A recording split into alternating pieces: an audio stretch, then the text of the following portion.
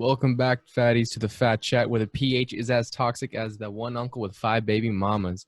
I'm your co-host tonight, Neff, joined by Chon, Cisco, Enrique, and Joshua. Here on the Phat Chat, our interests are your interests, usually. We're holding a raffle to pick random topics for our listeners. It's $1 per topic submission. If you would like to enter the raffle, the details are in the description. Now, on today's episode, we have a special guest with us. It's going to be Tony Ahrens. He's the creator of a couple graphic novels, X-Roads and TNT Protection Services. You might have heard of him. And we'll be interviewing him tonight on those specifically.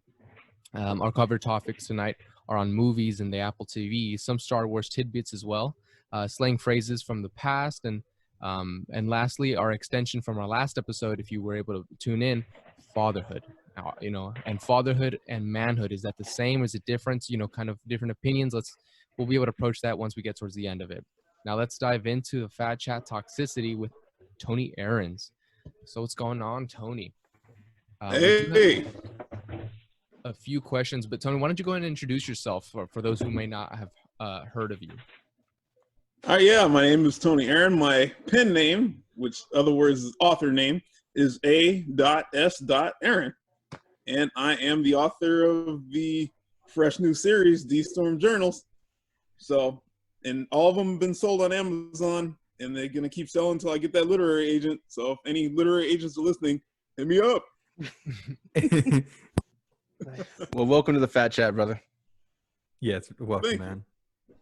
Now, before the show kind of started, we talked a little bit about the illustrations and my appreciation for them, but what exactly inspired the creation of the topic and the illustrations of your novel?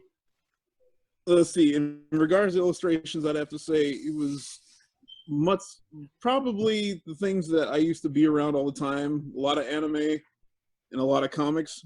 That was usually the big inspiration. In fact, the biggest ones I'd have to say was Spider-Man, the Mask, the one with Jim Carrey where he's all green and crazy.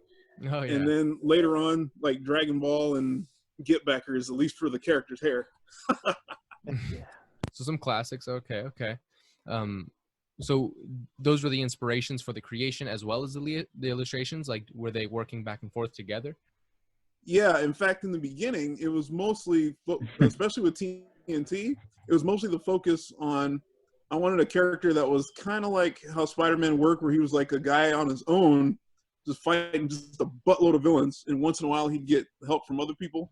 And then Toon, he was on his own, and he was like, kind of like the Mask, and he would fight crime and stuff. But then I decided, I didn't want them to be separate. I wanted them to be together because in reality they didn't match.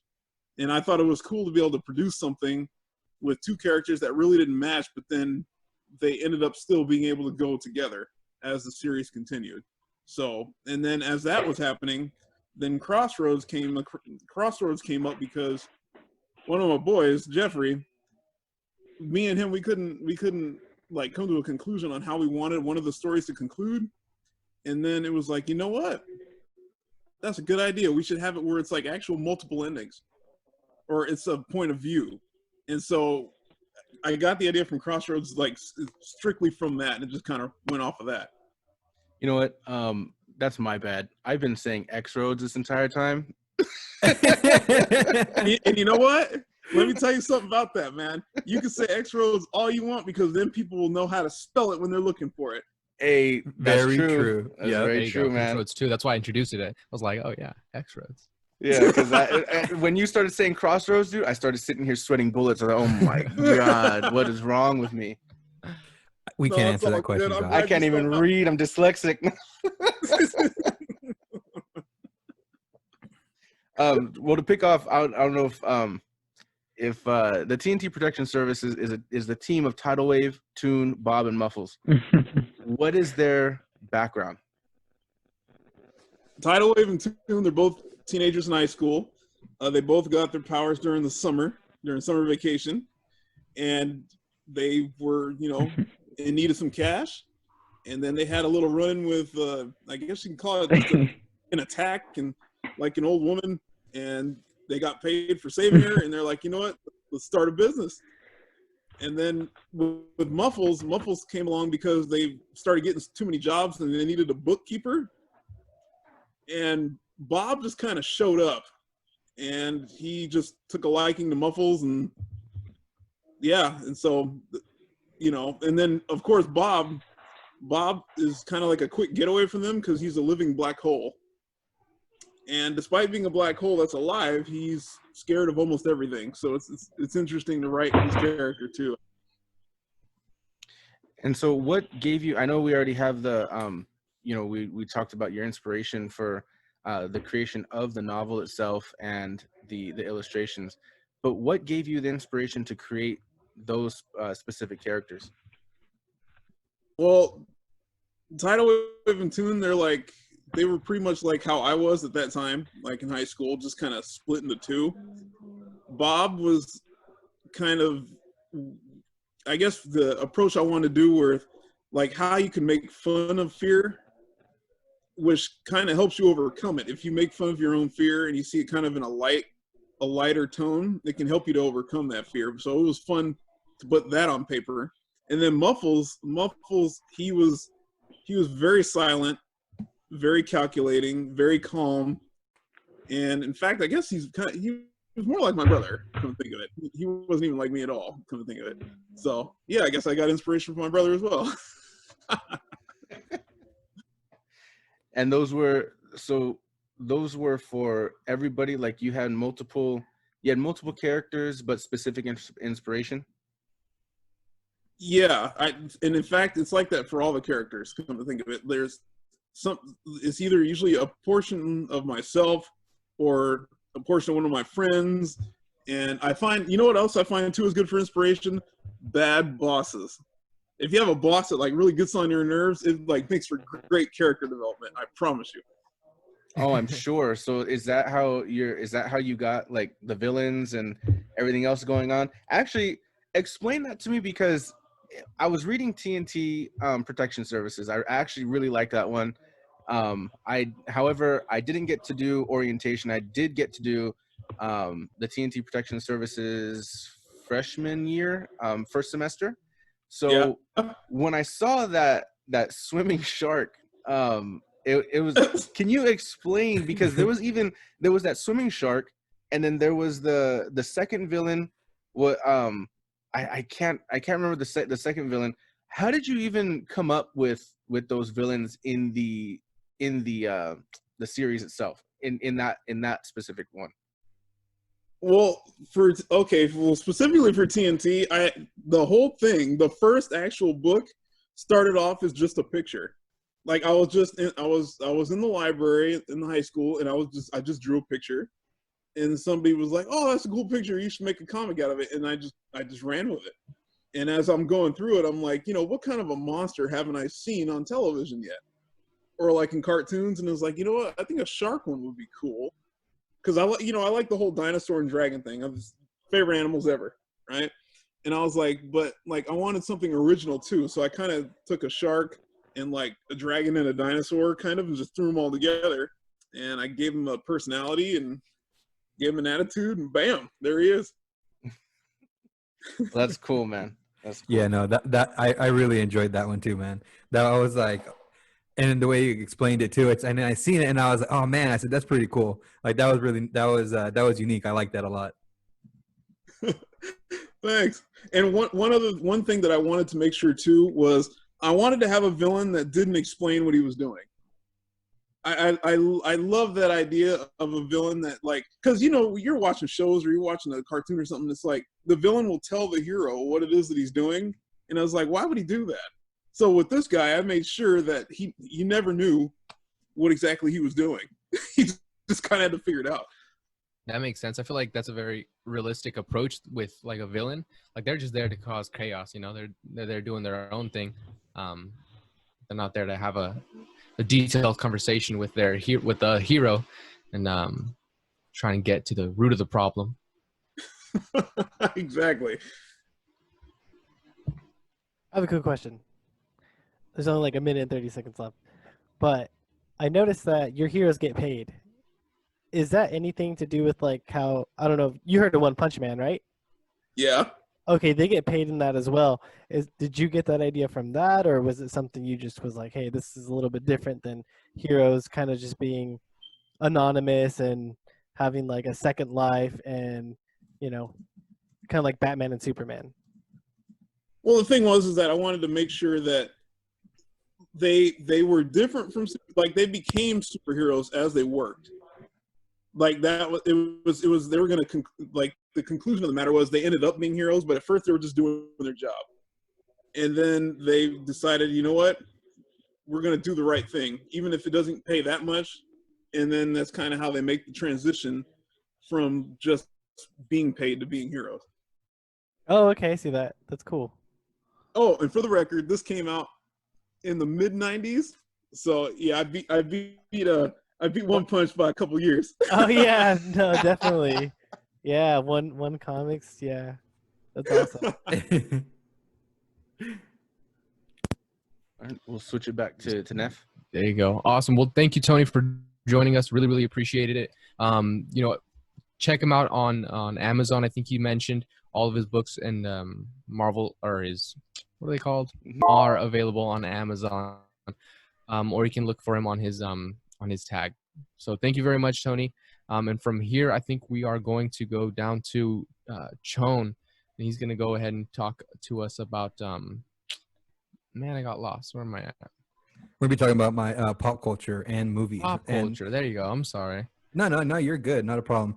So yeah, so pop culture. You know, right now there's been a lot of things going on. You know, we have the COVID going on. So I want to talk about movies. There's been a lot of movies that have been pushed back. There's release dates that have gotten pushed back. And I know for one, I was like, oh, you know, there's the movies I really want to see. But because of the pandemic that we're currently in, it's getting pushed like a year later. But I did reach out to some of the first listeners that some of the fatties that were listening to us. And a lot of people, the top two that I had got was, I'll start with the first one, and which is one of my favorites too, A Quiet Place 2, which was directed by John Krasinski. You guys have seen that movie, correct? Yes, the first one. Yeah, the first one. Yeah. Sorry. What is it about? I don't know. I've seen it actually. You haven't seen it? It's about a quiet place, bro. It's about a home and everyone shuts up. That's it. Oh. So okay, let me answer. Maybe I can answer a little. It's basically it's about mysterious creatures that hunt by sound. So if you make a noise, you will be hunted. That's yes. the guy from The Office, right? What was that? He's the main, I guess, protagonist. The Yeah. guy from The Office. Jim. Yeah. Jim. Yeah. Okay, Yeah. I've seen that. I've seen that movie. Yeah. Jim. Okay. Yeah, so I was really looking forward to it. You know, I seen it in the movie theaters, and it was quite a different experience. You know, because you're in the movie theaters, it's dead silent, and you know that's not the usual for a movie, right? But interesting is that there was actually no names were used in the film, so you don't really think about that. But in the intro of the film, you just get so wrapped up in the family survival that they don't really ever introduce anybody's name in the film, which I thought was kind of interesting. And these are just like some facts about the first one, which really made me want to like watch A Quiet Place 2. And it was supposed to be released.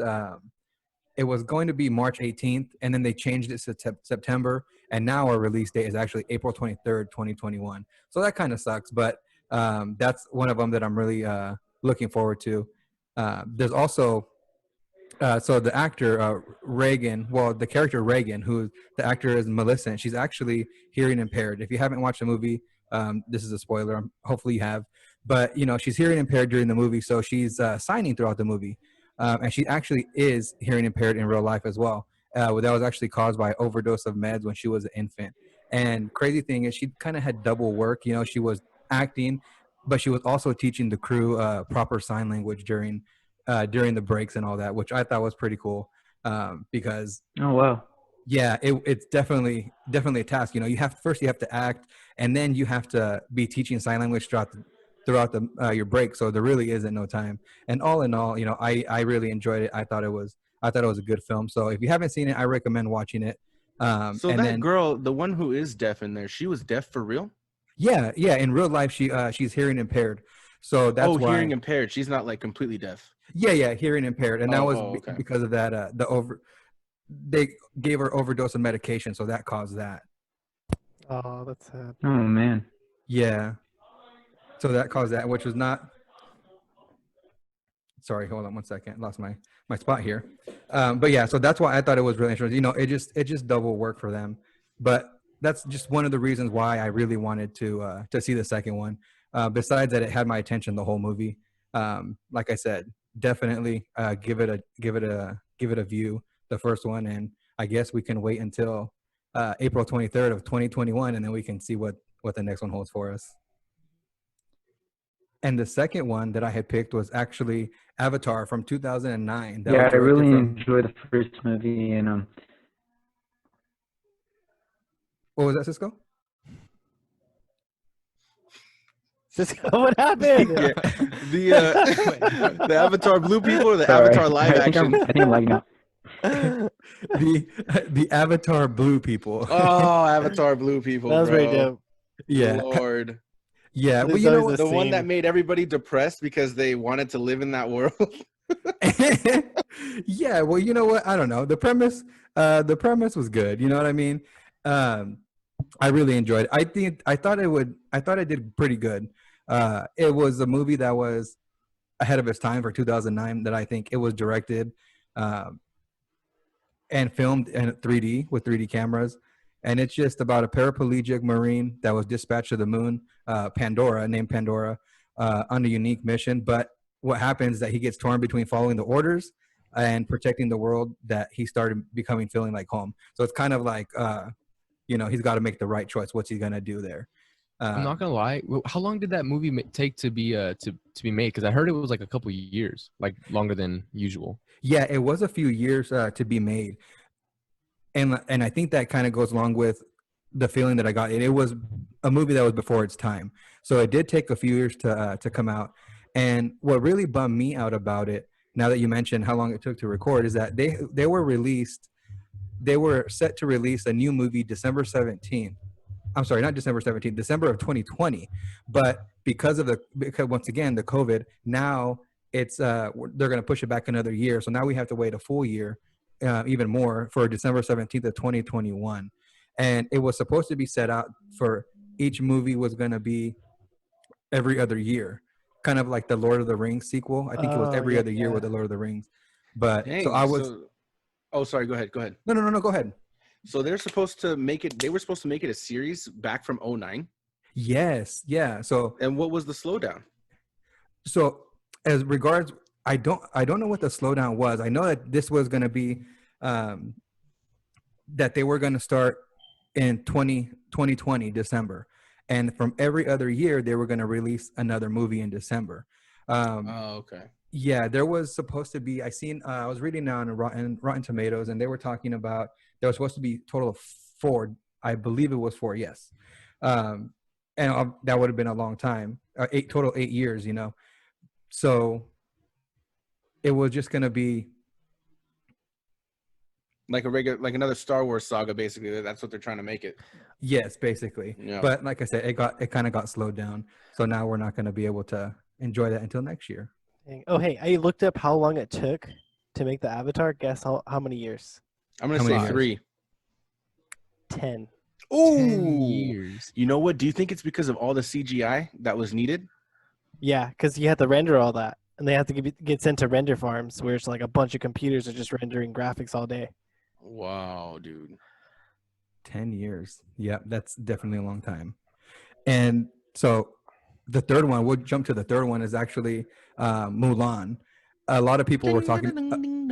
Yeah, a lot of people were talking about Mulan. You know, I don't got much to say about Mulan. I seen it when I was a kid.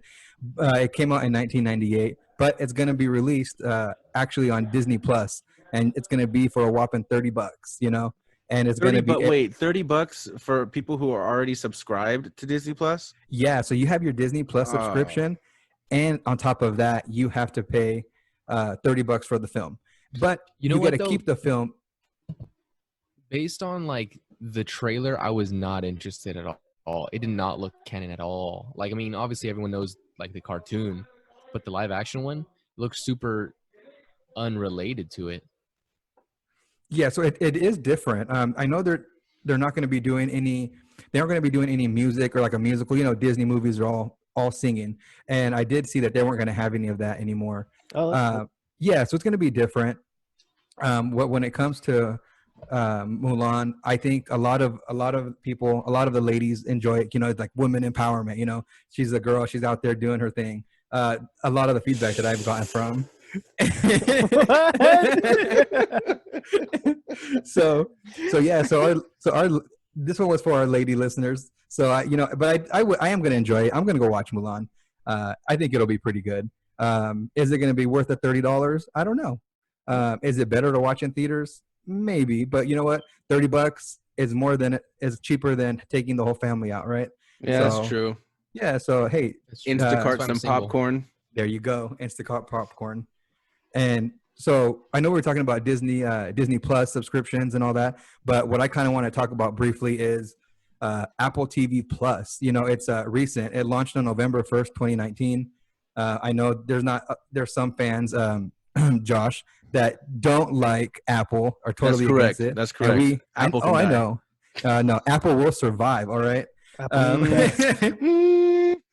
Apple superior. Thank you, Enrique. You're on my side. I got Josh to buy his Google phone. Right. Anyways, okay, let's go on. But so Apple TV, you know, it's not compared to other streaming like Netflix, Disney, and Hulu. It's fairly cheap. It's $4.99. It has quite a bit of shows, which are pretty good and have like pretty good reviews. They have a show that they kind of headlined. It's SEEC. It's a post-apocalyptic thriller starring Jason Momoa. Yeah, so they have another For All Mankind. All Mankind. It's an alternative retelling of the space race. So, and I will tell you, I do have the Apple TV Plus subscription. You do get it free with any Apple device that you recently buy. As soon as you log in, create your Apple ID. It's like, hey, do you want? Yeah, it's like, hey, do you want Apple TV Plus for free for a year? So, yeah, definitely give it a try. Everything is so it's available. The downside, it is only on Apple devices, but you can get it on your PC, smart TV, and Roku players now. You know what? I'm sorry. Go no, ahead. go ahead. No. I was gonna say I prefer Apple TV. Honestly, have had a great time with it. I own one, obviously, and like all my products are Apple.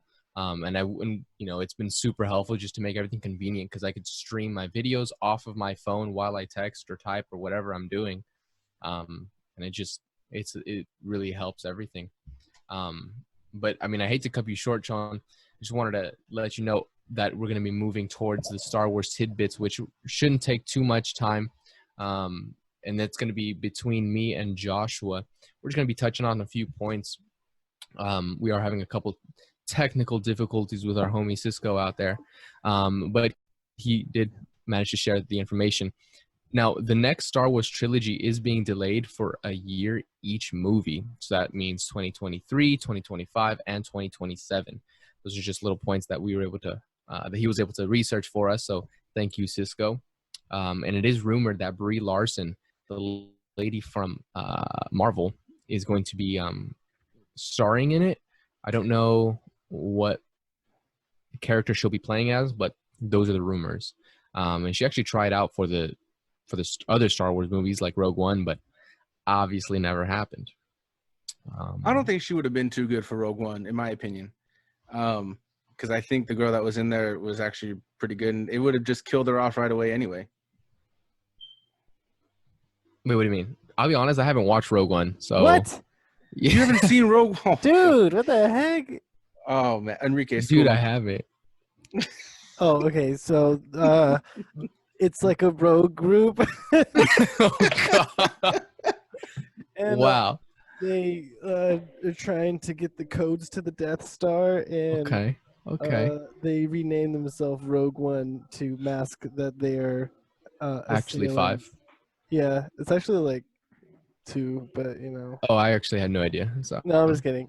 It's whatever. You get the idea. So basically, the whole movie is about them getting the plans to the Death Star, because you know, which one is it? Which one is it following up with? It's like 3.5, basically. Yeah, because they show Leia at the end, and she's all digitized. Is it Leia? Which princess is it? It's the one that died, and she's all old now. Well, she's dead. Leia, I think. No. The captain, or not captain. She's the senator. The Oh, because they CGI. What's his name? Tarkin. They CGI Tarkin when he's talking to Vader, At the and very then end. yeah, and then but the rebel senator, she's the one that was CGI'd also in that one. But in the end, when they get the codes and Darth Vader's breaking in and killing everybody, like, isn't that Leia? Oh man, you know what? I can't remember that end scene. You don't remember the last scene? The No, last I part of can't the remember movie? that one. Huh? You need to watch it again. Dude, I need to watch it again. That part is so good. No, I can't remember that last scene, man. Oh, wait. Yeah. Wait, I gotta confirm with somebody. Never mind. We'll confirm about that later. Anyways, that's what the movie's about. Go ahead. God. Oh my goodness. Yeah, so what about Rey? Some people think that Rey Skywalker is going to be in them, but nothing's certain for that. So, I mean, do you think, let's just say, in our opinion, do you think she should even continue? I don't know. I keep hearing like a lot of different things between people. Like they said that it ended really bad, and I hear other people say that it was a good ending and like super great movie. But personally, I feel like I have not enjoyed or even been attracted to the recent Star Wars ones just because it doesn't seem very, I don't know, like not canon, I guess. It just doesn't really match up with the goal. Like in the first ones, like there's light versus the dark, and then this one is just like Rey versus Kylo. Just this guy. Yeah, because I mean, that was the whole warring of it all. Because I mean, when you really think about it, what in the prequels you had, everything leading up to episodes 4 through 6, right? And then you have the sequels here, which is kind of wrapping everything up, but it would kind of make sense to have her go in 10, 11, 12. But I don't think they're going to be doing that, right? I think these are going to be arcs off of, it's not going to be the Star Wars saga anymore. I don't think so, but I don't know. Don't quote me. I don't know what I'm talking about. Because I really hope that I mean, I like her. I like Rey. I some of the screenwriting for it could be changed in the sequels. But I think it would be cool to have like a cameo type deal for her, because if the CEO of Disney or whoever it is talking about wanting to do arcs instead of the Star Wars saga, that would just make more sense. That make more sense to me is to have her as a cameo, because, or like how they did with Luke, right? They had him come back. They had him come back as a teacher, right? That's what they wrote in. So, I mean, hopefully they can do something like that with her. That makes sense. I feel like even I personally, a saga would make more money throughout time. Like would be able to stretch it out a lot better. But if you do cameos, you're gonna get like a lot of hype and then get that money right there for that movie. But a saga, to me at least, I would think it spreads it out and it builds anticipation for it. Yeah, definitely. What do you think, Enrique?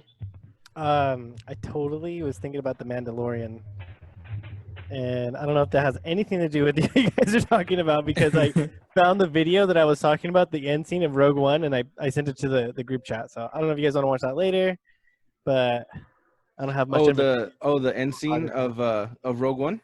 Yeah, that's the scene I was talking about. If you guys can watch it later, I don't know if you can broadcast it, but is this going on YouTube like this? No. Or it's just audio? Yeah, just audio. Okay, but when it comes to saga, yeah, I mean that makes more sense. It's like having multiple seasons; you can stretch it out than having one movie. Yeah, because that's what they wanted. They wanted to do like more stories than saga or stuff like that. Because that's the reason why they were coming out with Rogue One, Solo, a Star Wars story, while the sequels were coming out, because they wanted to do the saga year over year and then do stories year over year. So I don't know how they would do that if it would be, just these random stories. I don't know how long that would last for the public. In my opinion, some people think that Rey is going to start a new order. Ooh, you know what? Because she had the yellow lightsaber, right? Meaning like I know there's some fandom on that, on the meanings of the colors yeah. of the lightsabers, and the meaning of the yellow one is like that belonged to the Knights of the Old Republic and Jedi Temple Knights. So it basically belonged to those who were protecting the Order. Period. So I think if that was to happen, that would be pretty tight because I mean she had that lightsaber. That lightsaber was sick. But I would go for that, for her to show how she starts that new order, and then also I mean hopefully she doesn't go evil or whatever, but I mean either way she again it's kind of like Luke, right, where she teaches the younglings and whatever who don't get sliced up. Oh my God. Yeah. Those little brats had it coming. No, I heard it was Those little brats had it coming. They were in their the terrible toddlers. Yep. No, but I heard. So this is coming from Cisco that she's going to create a new order, but it wasn't going to be like the rebellion or like the first order. It was going to be a new new order. I don't know how to all word right. it. Like it would be a whole new. Like it would be like a new program. Well, is any of that Government. stuff going to be coming out on Apple TV, Sean? So if it's that would be with Disney Plus subscription. It wouldn't be on the Apple TV Plus subscription. What else is going to come out on Apple TV then? What's coming up next on Apple TV?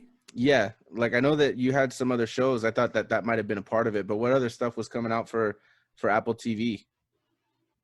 So the current shows that they have right now for the Apple TV, the few that I mentioned, and then I know they just released the Greyhound, which is about World War I and the submarines, right? The U-boats, which I know Apple, they did some bidding on that, and they paid millions of dollars to get that to air on Apple TV, the Apple TV Plus subscription. But Which one? The Greyhound. It's called Greyhound. Oh yeah, with Tom Hanks. Yes, with Tom Hanks. Why is he always like driving something in all his movies? I don't know. But honestly, they have a really good lineup of actors, and their shows are all like really high quality. I mean, I have the Apple TV Plus. Everything's in 4K. So I mean, yeah, everything's 4K. They have really high bit rates, and the quality you can't really beat it. I know Apple is up there a little bit with the technology. They're not the best, right? But That's I feel like correct. they've always a That's little very bit. correct. I feel like they're better than Google. I can say that. I don't know, bro. Google's fiber optics. I don't know. I don't know. But hey, you got the average bit rate is 29 megabytes per second, and Apple TV's over here is hitting a high of 41 megabytes per second. So I mean, you get really clean. So I don't know. Give it a try, man. Don't knock it till you try it. That's a fair point. All right, Enrique, I heard you had some old slang that you're going to throw at us. Just make sure you don't cuss, please. Just kidding. I'm scared. Okay. All right. So I guess I'll start off saying, okay, so my topic's about slang, and I want to go into a little bit of a definition of what slang is. So one definition is an informal term that stands for or means something else than its literal meaning. So I'm sure everybody knows what slang means, but I feel like sometimes when you throw the definition in, it kind of helps. So what about the history of slang? Where did slang come from? So one source, wonderopolis.org, it reads or describes it as, the word slang has an interesting origin.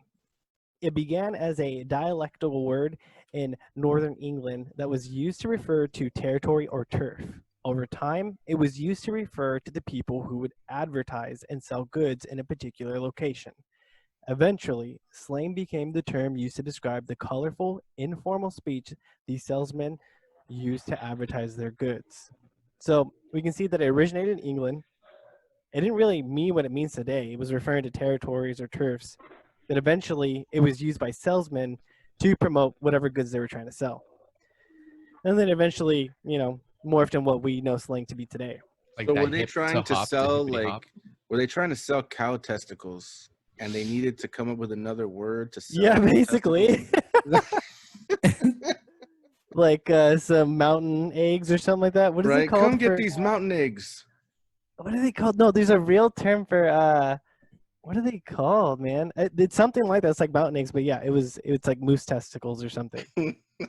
That's like a real thing. I don't remember the actual term for it. Just get the eagle egg so you can summon your eagle powers. There Oh, you yeah. go. There you go. Nutrients. Yes. Yeah. Anyway, so like today, the slang that we hear today is like what YOLO, fleek, bay, selfie, triggered, juju, woke, things like that. I heard one recently was sus for suspicious. Oh Oh yeah, yeah, sus. That's real sus, bro. I thought I was getting Yeah. yelled at, and I was like, "Whoa, relax." Sush. Shush. That's just like everybody else going, yeah. Oh, is that one now? Yeah, yeah. Like YUH. I've literally never heard this. No, Yeah. yeah. Explain this to me. How do you use it? Basically, bro, the way you use it is in ignorance. That's it. Stupid. You don't even know. Like, Can you use it in a sentence? Ignorance, yeah. I've heard "send it" a lot. I say "send it" all the time. Oh, send it. Yeah, that's a good one. send it. Just Oh, on yeah. that. What about Audi 5000? That one's still being used Oh, that's from what's his name? From Outkast. from the 80s. Oh wait. Wait, That's isn't that what's his name Andre. from That's Outkast? Andre 3000 that you're Oh, thinking of. no. I said Audi. Oops. My I bad. said Audi 5000, bro. Like the. Anyways. Oh Lord. Oh man. Well, where do you think slang actually comes from? What do you guys think? You know what? I think slang. I think slang came from people who just wanted to shorten the language or make it easier. I actually think it came from the uneducated, and I know that sounds really jacked up, but I really do believe that it came from from uneducated people who decided to call whatever it is that they wanted to call. They wanted to call it that name or that word, like just whatever's culturally acceptable. Yeah. Because that's Yeah. exactly. There's so many words. Like technically, most of our English language today, what's called modern English, is actually slang. We don't speak the English the way that people were educated back in the 20s, the 30s, the 40s. We don't speak the way that they do. So they and when you look at modern English now, the way how we speak, if we were to speak back then, it was considered slang. Yeah. So- Yeah. No, yeah, for sure. I would say, according to this article, a lot of our slang comes from popular music, politics, and the internet. How often do you see slang in Twitter? How often do you hear of new slang in hip hop music? Especially the hip hop culture has a ton of slang. A lot of the slang we use are from songs. Yeah, So, like, the because first time- it becomes created, right? It's Yeah. created from a cultural aspect or from someone of prominence, and then it gains a following. So like the first time I ever heard flex, that was from what's his name? Post Malone song. That's the first time I ever heard flex. Was from his song. You see, and I actually heard flex from gym memes, to be honest with you. What? Yeah, because they always called it Flex Friday. And so and I know it's funny because they would call about Flex Friday because you're always flexing your muscles and stuff. But then whenever they would do Flex Friday, other people picked it up and would like flash their car, flash their money, flash like all the things, like material things, and just be like, oh, I'm flexing today, like Flexing Friday. And that's what they took it as. So I looked at that, I don't know, a few years ago, maybe like 4 or 5 years ago, maybe even longer. Yeah. But that's how I used to see flex. We're always on those meme pages and The flex zone, yeah, exactly, yeah. stuff like that. Yeah. There's another one that was like I thought was super funny, and it came from a meme. But it's the sorted. Oh, sorry. Sorry. Yeah. Sorted. Yeah. So the whole Sorted. backstory to sorted is, if you've seen it, it came from what is it called? Vine. It came from Vine, and it was a whole like joke that this DJ named Getter made. And the joke is when you go to the party and you see the guy that's like so high and so drunk that he doesn't say what's up. He can't even say what's up. So he says, sorted. Like, and that's how they started it. So then they made this whole like thing, and it became a huge thing and a huge success on Vine, and everyone started doing it. So they would say like, yeah, he doesn't say what's up. He says Assad, because he can't say it. But you know what was even funnier though is that I've seen those videos where like they're skating, and it's like, and they do it in their high pitched voice, which is even funnier because they'll just be like, "So dude, dude." You talk about when he's on the porch, like it looks like a porch in New York, and then the guy's on a hoverboard and he's going by and he goes, "Saw it." Oh yeah, that one. And there was another one that these kids were skating and they were doing that, but then there was this one guy. He was trying to make his voice sound like a surfer dude. He was like, "Saw, dude." Oh yeah. I know I sounded like a goat right there. I don't know what the heck. I don't know what the heck that was. I thought you were like, You said it, not me. dolphin. Oh man. SpongeBob like. So one that I've heard a lot lately is bet. You know, bet. Yeah, like they use it as in lieu of okay or yes. Right. Like for example, it's like, oh hey, I got your message. I'll see you at your house in a little bit, and then someone responds, bet. Yeah, you know? but you can't forget the hand slap. Like bet. Yes. Okay. Yeah, you gotta do hand slap. You know what I mean? Okay. And I've been hearing that so much lately, and it's funny because it's catchy. It catches your attention. It's and then you end up doing it because I caught myself saying it a couple of times, and I was like, "Oh my gosh, what am I doing?" He's like, "Oh It's my crazy how gosh, the fast it ignorance has catches caught up on. to me." It Yeah. spreads like wildfire, like Corona. Ooh, Well, speaking of fire, that's a good one, right? Yeah, Something fire. that's really fire, cool that's and another amazing. one. Oh, that's Yep. fire. You know, like Yo, I had fire. Taste I had fire. I had some ceviche the other day. Oh my gosh, it was fire. Like really, it's like Yeah. Yeah, dude. And you know what's funny too is that slang, like I've always heard transfer over, right? Like in school, you'd always hear like transfer over on paper. Like when you're writing a paper, make sure you can transfer over. And dude, honestly, sometimes when I really think about it, I don't even know if I could do that today. Like if I was writing something, I would probably be writing on the paper the way that I speak, and that's not good. It's not Yeah. good at all. yeah. One day it'll be accepted though. Maybe. One day, just like Ebonics, bro. 2025. Ebonics. that, because I love Ebonics. language in general is pretty organic. So to say that it can be produced, like Enrique said it right, that the slang or the English that we use now is kind of like or the English we use used to be slang. So the slang that we use now will probably later be developed into English that we use in the future. Yeah. Well, Josh said that, but yes. Yeah, give me credit, bro. Dang, Enrique trying to take the credit already, man. Dang, I heard that silence, Enrique. I heard it. I was about to take it, but then I don't know. His conscience took over. Conchas. His conscience. Well, 9 seconds left. We can't really get into some old slang, but maybe next time or something. But generally, I just want to talk about slang today and how it's ever changing. That makes sense. All right, Joshua. Now it's your turn. Let's get into some fatherhood and manhood and whatever thoughts you might have being a new father and whatnot. Well, thank you very much for that introduction. I love it. So, fatherhood. Is fatherhood and manhood one and the same, or are they Yes. different? They're the same. Oh, they're the same? All right, cool. Yes. Bet. Oh. So, here. I don't think they're the same. I think one is almost necessary or should I use that word specifically, should be required for the other. But I don't know if I would say they're the same. All right, I like that. Enrique, what you got? Shoot, I was looking something up. What is the question again? Is fatherhood and manhood one and the same, or are they different? Different.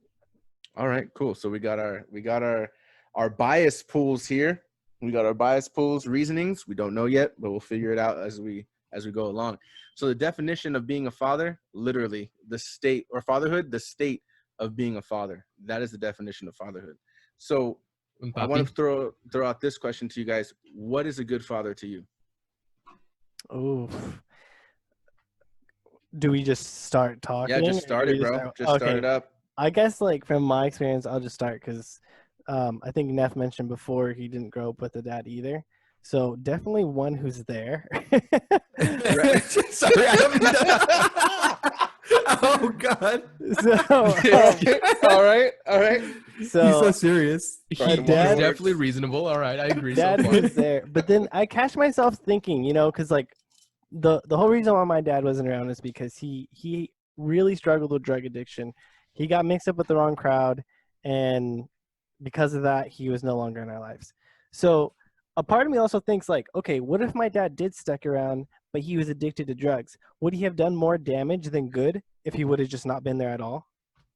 So at the same time, it's like, okay, yeah, it's good for a father to be there, but if you're going to be there, you have to make sure you're having a good influence on your kids. You inform them of things that you didn't know about when you were growing so that they don't need to figure it out on themselves. You're saving them time. You're saving them the heartache.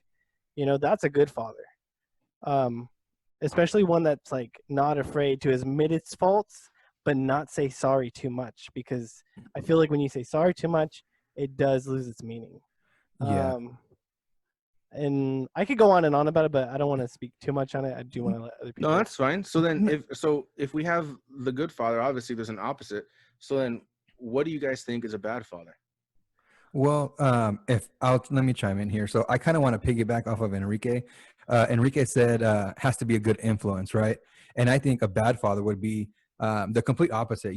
Enrique mentioned gave his experience about his dad. Would he have caused more damage being in the home with the issues that he was dealing with? And in that case, I think that would be a negative influence. If he was there and he was still was dealing with the drug addiction and being a bad influence for his kids. I think in essence that would be not be a good father, and would be kind of leading by example to a wrong path rather than a good path. I agree with that. I think it's easy to say that bad things are bad and good things are good, but I feel like that question, what makes a good father, is super hard to answer because it's so dependent on just personal preference and who you're developing. Because if, for example, I am not an affectionate person physically or vocally, but if I have someone who's trying to talk to me in one way, it just might not be as cohesive. So like it might not, to me, that might not be a good father. It's just not going to work. It's just not going to influence or encourage, or it's not going to help me grow as a person. So I think it's basically circumstantial in a way. Yeah. And I think what makes a good father is someone who helps, who grows their kids, who teaches them how to grow. And that can be in any way, obviously in a good way. And you can take good as a general term. So then let's take a look at the active roles of fatherhood. The first one, being involved, right? That's what we already talked about as being a good father. So in a Harvard study, it showed that 82% of fathers chose to have a work schedule to spend time with family. And 71% said that they'd give up pay to spend time with family. The U.S. Department of Health and Human Services showed that a study of fathers spending time, having meals, outings, and helping with homework, it resulted in higher levels of performance and sociability among children and adolescents. So right there, we already have our first bullet point of what is being a good father, and that's truly being involved. Go ahead, Sean. Well, I agree with that. I was actually having a conversation, I think a week ago, with my brother-in-law. He works as a clinical therapist with children, right? And I was working on my car in the garage, and we were just having a casual conversation. But he brought up a good point that kind of just came to my mind after you reading that. People kind of neglect and forget the simple things. A lot of people try to buy their kids for them. They buy them the most recent toys, the most recent gaming system. But the most important thing is just spending quality time, just taking time of your day to even just a short amount of time. Don't set too many rules. Just let a kid be a kid and just be there for them. That was just the conversation that we had, and I think that plays a big role with the kids. I agree, because I like the word that they used, being involved, because just being there sometimes isn't enough. If you're just in the kitchen while the kid's outside playing around, that's not really involved. So being, like what Chon was saying, being there with the kid, for the kid, I feel like is really what makes the difference. And which goes into the next portion or the next bullet Oh, point. I had something to say about that, about being involved. So like Chon said, like, okay, you can get your kids video games or whatever. You can get them to be occupied with something else in a way that kind of helps. Maybe you're a single parent and you don't have a lot of time to spend with your kids, so maybe you buy them video games. But at the same time, if you had your other parent or your father there to give you that kind of, like, what is it called? I wouldn't say clarification. When they not accommodate you, what's the word? When they boost your self-esteem, when they say, like, good job, son, and they're a part of your life, Give you Encourage. confidence. encourage you and giving you Oh, confidence. encourage you. Because without your father giving you that boost, without giving you that encouragement, you kind of don't learn to have confidence for yourself, because you have no one telling you good job. You have no one giving you structure. You know what? That's a really good point, because I find myself always having a hard time going back and forth with like self-esteem and confidence, as well as like pride. Like, I don't know where the line is between that. Yeah. And I feel like if you had a father there, or if we both had a father there, he would show us where the line is, and he would help structure our thinking that's in an acceptable way for, I guess, society. Well, that kind of goes into my next points is communication, and also giving discipline and commendation, because you need to communicate, right? And I'm learning this right now. Communication for me personally is a bit hard when I'm talking to my wife or my family. And right now I haven't really had to communicate with my son because he's still a baby, but or give discipline or commendation. However, those are two very important things for fathers to do, and it's because of that right there. It's because even though, let's just say you are playing a video game with your son or your daughter, right? If you keep beating them and you call it tough love, you keep, you don't let them win or whatever, at least tell them, hey, good try, why don't you try this? Hey, try this move. Hey, do this. If you're outside with your kids and you're trying something different, but you see them failing, don't just let them win. That's not going to teach them nothing. That's my personal thing. Don't just let them win. Show them how to win. Show them how to do something better. Help them to grow, right? Yeah. And then that goes to the next point is to give love and respect, and apply practical wisdom. Love and respect, especially for those who are married, and listeners who maybe have a baby mama right there. Give love and respect to the woman who gave birth to your child. That there's nothing more important than showing that to your children, because it basically will engrave in them that they too are to give love and respect, not just to you as a father, but to that person too, because they are important. And then you can also apply practical wisdom. Never be too busy for your children, and also be appreciative. Now that's a interesting ending point right there. To be appreciative. How can you be appreciative as a father? Because being appreciative as a father, in my opinion, it's not just being appreciative for your family. It's about being appreciative to even have your child there, to have your family there, and being able to show that appreciation towards them with that love and respect, if that makes sense. What do you guys think about that? I feel like we kind of touched on a lot really fast. Communicate, I guess, going back a little bit, I think is really important. But I think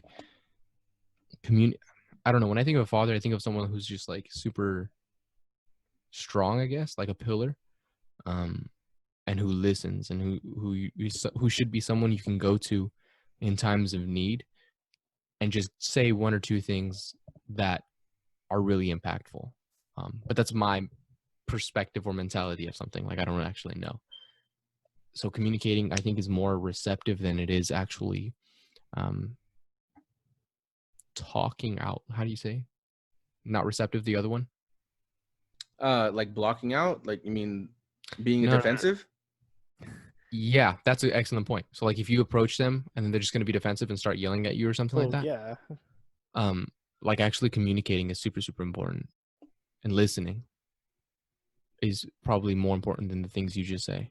But I think with what you said, like what you envision a father to be, like this pillar, I think it kind of goes into what we were talking about last episode, how self-control, how having that self-control and understanding how to be a man, understanding those important qualities from manhood, it sparks off a chain reaction into other aspects of our lives, right? Which fatherhood is definitely a part of that.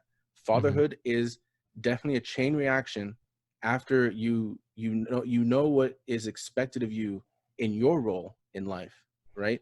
When you Yeah, have those aspects. and that's kind of And why I said that. I'm sorry, go ahead. no, go ahead. I was gonna say that's why I think that one of them is necessary for the other. I think manhood is necessary if you're going to be a good father, because if you have no self-control, then you're going to be lazy and you're not going to want to spend time. You're not going to want to communicate. You're not going to be able, if you're lazy, if you're not interested in your family, if you're unwilling to be loving, which is the key aspect of being a good person, to be loving. If you're not going to do that, then I don't think that makes you a good father figure. And I'm not going to try and get heated over this video. This video really made me upset the other day, and I wanted to bring it up onto here and talk to you guys about it. There was this video where, and this is going to be bringing up how a father shouldn't be, in my opinion, or a man in general. But in this video, this guy, he's giving this present to his girlfriend. It's not even his wife, just his girlfriend of I think like at least 3+ years, right? Because the kid's 3 years old. So she's thinking that like it's a cute gift, like he's proposing. Well, this girl, I guess, made a mistake, cheated on him. The kid wasn't his. He got a DNA test behind her back, and the first thing that she says is, "Why would you do this? Like after 3 years or whatever, like, and she's obviously spiraling out of control in her emotion." And then what he says is, "You and that girl, right? You and that girl need to pack your things and get out of my house." And it, man, that if this dude's listening, you're pathetic, first off, because the thing is, you have provided for this girl for 3 years. You have believed she's your blood for 3 years. And then you're gonna punish her for the actions of her mother, right? And for me, like it's kind of like what we talked about. If you know your role as a man and you've given of yourself for so long to a little child, do whatever you can to make sure that at least that child is taken care of. Don't just straight up say, "Get the heck out of my house." Take that girl like she's nothing to you. To me personally, that means that she was nothing to you from the beginning. Yeah, I have that same reaction as soon as you started talking and what he said, man. I just felt my heart like, man, that made me angry, because it's an innocent child, child has nothing to do with it. That you've been, like you said, you've been caring for that girl. It's not, it's, I don't know. I don't agree with that at all. I get it. Your girlfriend made a mistake, but don't punish the kid for that. That's not something that that a father should do, And even if he's like, "Oh, well, I'm not the blood father." I've talked to many parents who have been married, who got married, and their spouse has kids of their own, right? So they're the stepdad, and they view those kids as their own, And whether or not, just whatever issues they had in the relationship, I still feel, it upsets me because I just feel for that kid. It's an innocent child, has nothing to do with it, but that child is getting punished for a mistake the mom made, and he's punishing both of them for that, which that's not okay in my opinion. Yeah, I can totally understand his anger and where he's coming from, but I don't agree with how he handled it. I mean, if he really didn't want to take care of that kid anymore, if he didn't want that woman in his life, at least give her a heads up. Let her get on her own 2 feet, move in with her parents or something. Just don't kick him to the street like that. I mean, if he really couldn't like keep it together, knowing that that wasn't his child, then do it in a civilized manner. And the way he did it, he just did it for views. He just did it for the money. Exactly. Promotion Exactly. on I'm YouTube sorry. or I don't whatever. mean to cut you off like that, but That's fine. that's that's exactly my point, is that how could you as a person even publicize something like that? You know what I mean? Like this is a life-changing moment, and it's like a coming out party. You know what I mean? Like, hey ladies, check this out. Like, was it made to demean women? Was it made to tell his homeboys that, hey, I'm single now? Was it made to let the ladies know out there that, you know, I am single, you know, and I'm gonna, you know, if you treat me like this is how I'm gonna treat you? To be straight? Like that just, no. No, it was for the money.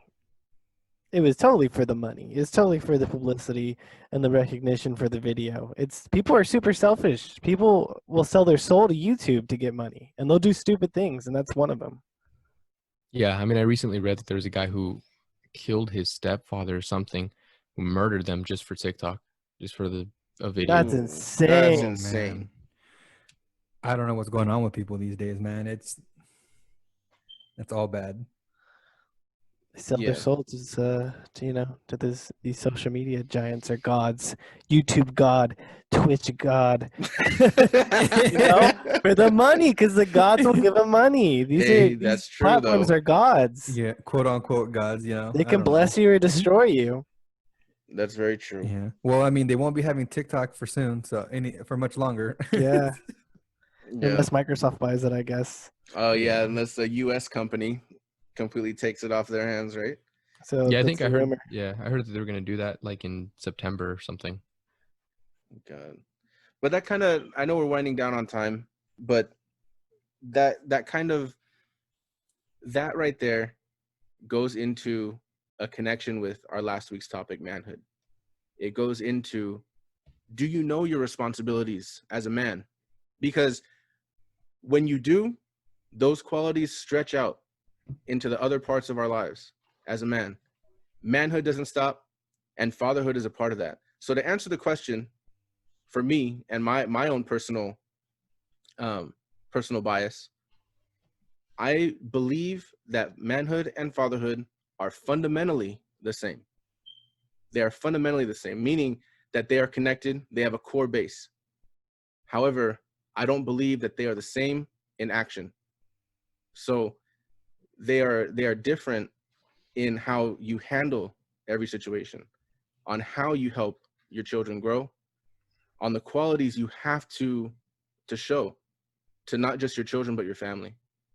So I am on the bias of they are connected, but they are different.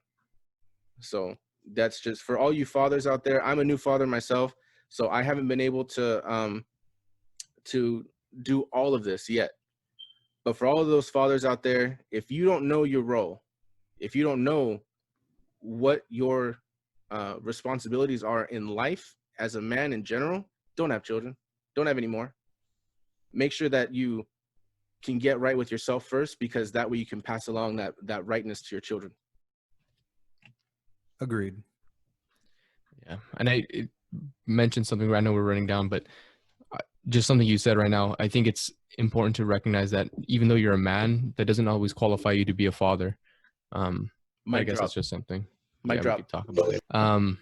Yeah, well, I guess we're gonna wind down and close today's episode. We appreciate everyone for tuning into the Toxicity, the Phat Chat, and a big shout out to everyone who's hearing us internationally.